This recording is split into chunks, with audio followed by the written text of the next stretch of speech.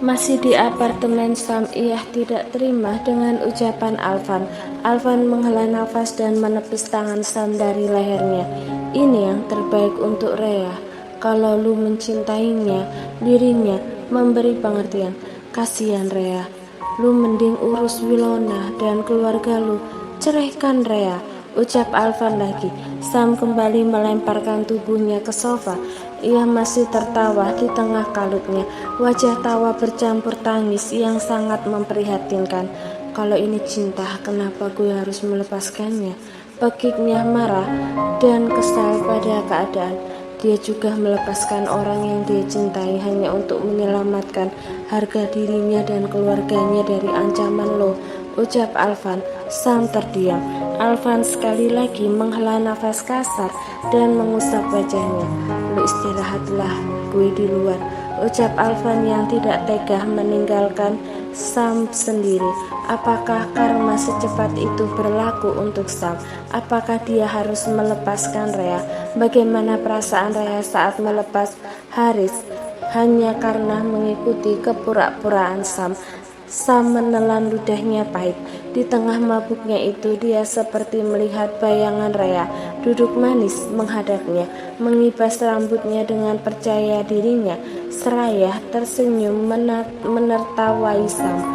Rhea, aku minta maaf, ucap Sam mengulurkan tangannya ke arah bayang-bayang itu. Alvan sangat prihatin melihat kekacauan Sam. Temannya itu benar-benar sudah seperti orang gila.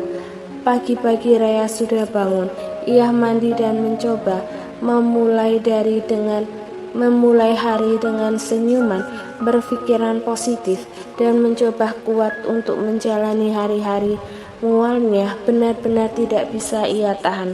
Tiap beberapa jam pasti ia akan mengalami mual, seolah tubuhnya tidak mengizinkan dirinya untuk mengisi perut.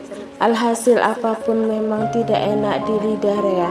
Mau tidak mau, suka tidak suka, Rhea meminum susu hamilnya dan vitaminnya. Ia bisa merasakan setelah mengkonsumsi itu perutnya sedikit lebih berisi daripada kosong karena terus mual. Re, udah mendingan? Tanya Mira menyentuh punggung anaknya. Rhea mengangguk dan tersenyum. Iya bu, ini udah enakan, tapi kayaknya Rhea jadi ketergantungan sama susu ini. Soalnya apa aja rasanya gak ada yang enak, jelasnya. Mira mengangguk. Gak apa-apa Rhea, yang jelas kamu masih bisa mengisi perut. Kalau gitu kita stok susunya ini di rumah ya, sarannya. Rhea terdiam. Masalahnya bu, kalau kayak gitu kita akan kehabisan uang cepat karena susu ini gak murah, jelasnya. Mira pun menjadi terdiam. Good morning, sapa Sania sudah berpakaian rapi. Ia tersenyum menyapa ibu dan kakaknya. San, pagi-pagi udah rapi, mau kemana? Tanya Rhea. Cari kerja, ucapnya semangat. Meski sebenarnya ia pun tidak bisa tidur semalaman memikirkan cara bagaimana agar ia bisa menghasilkan uang dengan bekerja. Kemana? Tanya Rhea heran dan juga merasa bersalah. Tadi malam Sania cari-cari lowongan kerja yang bisa dilamar tamatan SMA. Siapa tahu San bisa, jelasnya. Rhea terdiam. Kakak minta maaf ya, ucapnya sendu. No, kenapa kakak harus minta maaf? Kakak nggak salah apa-apa. Kalau gitu Sania keluar dulu ya bu. Kak, doakan Sania, ucapnya masih menunjukkan senyumnya yang semangat. San, sarapan dulu, tegur Rhea. Sania mengambil sehelai roti tawar mengunyahnya, lalu meminum air hangat. Oke, baik, ucapnya pula. Di tengah lamunannya yang merasa gagal menjadi seorang anak pertama dan seorang kakak membuat Rhea kembali mual. Mira pun langsung membantunya ke kamar mandi. Lain hal dengan Sam yang baru saja membuka matanya di apartemennya itu.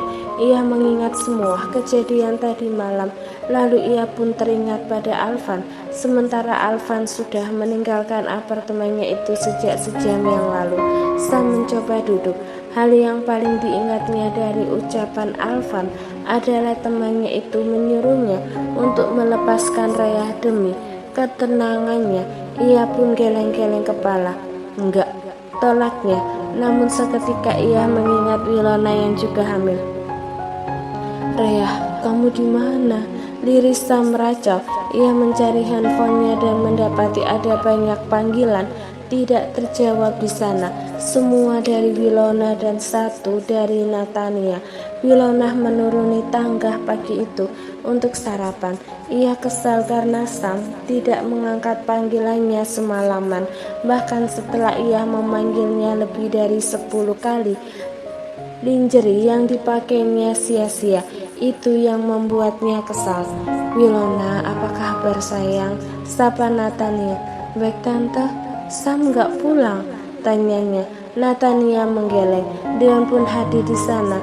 Entah dari mana ia datang. Good morning, Pak, Ma, ucapnya santai. Dion, dari mana saja kamu? Sudah 2 malam kamu gak pulang ke rumah, tegur Edwin. Pak, santai. Ya, Dion main-main lah sama kawan-kawan. Ngapain lagi memangnya anak papa itu ngasih Dion jabatan untuk kerja di perusahaan? Enggak kan? Aku lupa. Bahkan papa enggak dipercayakan terjun di perusahaan.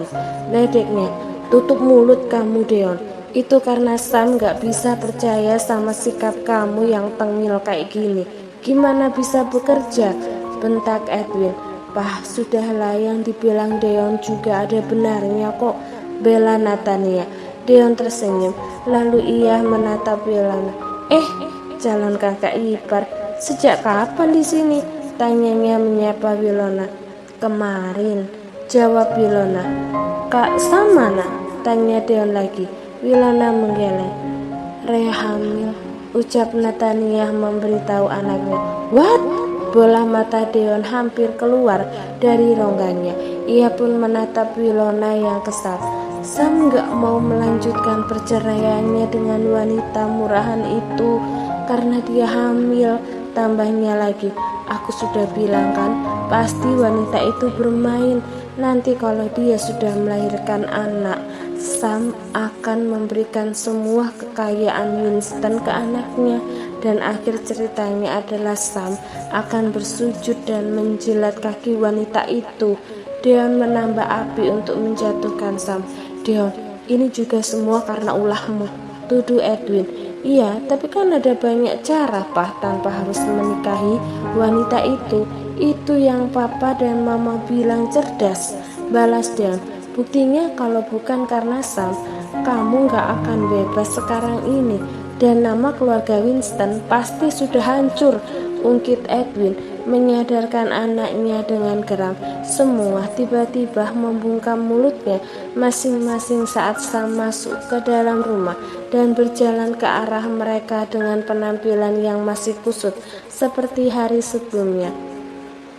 Dion beruntung Sam tidak sempat mendengar apa yang sudah ia katakan. Raya dan ibunya ke pasar untuk belanja keperluan dan bahan memasak pagi itu. Setelah sarapan dengan roti, uang yang hanya tinggal 5 juta membuat Raya harus benar-benar bisa mengolahnya sebaik mungkin agar bertahan selama mungkin sebelum ia mendapatkan pekerjaan. Uangnya yang dari Sam itu banyak habis untuk perjalanan mereka dan kontrakan rumah. Bu, kalau kita pulangnya jalan aja gimana? Tanya Raya. Tapi Raya, kamu lagi hamil, ucap Mira khawatir. Kalau ibu sih nggak apa-apa, ibu suka jalan, nggak jauh juga kan. Tapi kamu, tanyanya.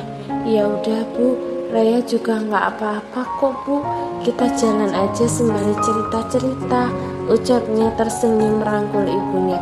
Di pinggir jalan itu Haras melihat mereka. Itu Raya kan?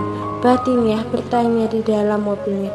Ya, itu ibu, ucapnya lagi terheran. Seketika jantungnya berdebar dan rentetan pertanyaan bermunculan di kepalanya. Sebuah mobil berhenti pelan di depan Raya dan Mira.